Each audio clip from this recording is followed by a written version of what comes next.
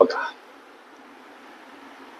एका आयात आकृती शेताची लांबी रुंदी अनुक्रमे 3.34 मीटर, 1.34 मीटर, अर्थात ही लांबी 3.34 आणि ही रुंदी 1.34 अनुक्रमे या शब्दाचा अर्थ क्रमशः येणाऱ्या गोष्टी लक्ष द्या.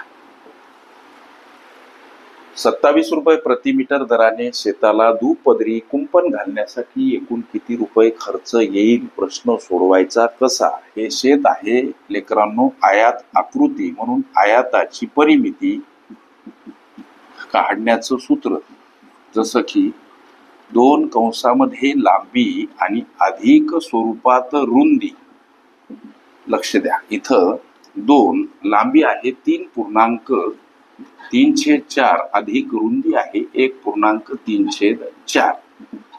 लक्ष द्या, कंसातील गोष्टी हे आहेत पूर्णांकयुक्त अपूर्णांक. याचा अंशाधिक अपूर्णांकात रूपांतरण करत असताना छेदाने पूर्णांकाला गुणणे, त्यामध्ये अंश मिळवणे. छेदस्थानी छेद जसाच्या तसा. 4 3 12, 12 3 15, छेदस्थानी 4 अधिक 4 1 4, 4 3 7, छेदस्थानी 4.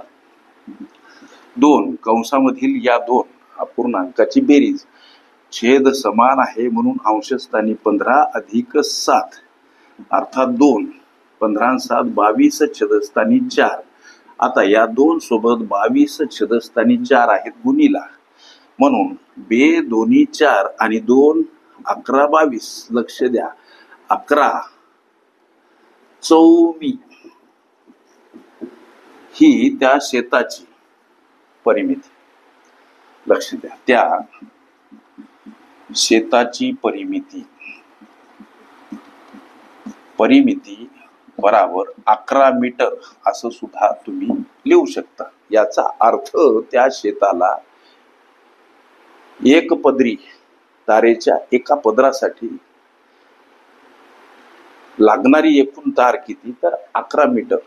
शेताला दुपदरी कुंपण घालायचं, एक पदरी कुंपणासाठी लागणारी तार 11 मीटर आहे. शेताला दुपदरी कुंपण घालायचं म्हणून इथं 2 का, तर कुंपण दुपदरी घालायचं म्हणून गुणाकार 22 मीटर. दुपदरी कुंपणासाठी तार हवी अवेलेबल आहे. मात्र हे कुंपण घालायचं कसं, तर 27 रुपये प्रति मीटर दरानं.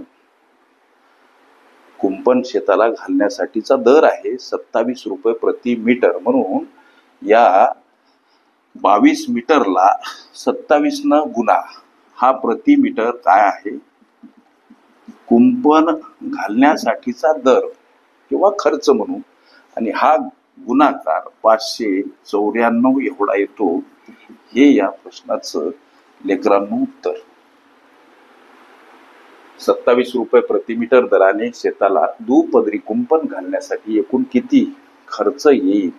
594 रुपये हे या प्रश्नाचं उत्तर पर्याय क्रमांक बी मध्ये दर्शवलेलं आहे. ओके. आयाताची लांबी रुंदी परिमिती क्षेत्रफळ काढणे ही माझी प्लेलिस्ट अवश्य बघा. त्यामध्ये विविध स्पर्धकांनी विविध अंगांनी विचारल्या संभाव्य अशा असंख्य प्रश्नांचा सराव तुम्हाला करता येईल. ओके.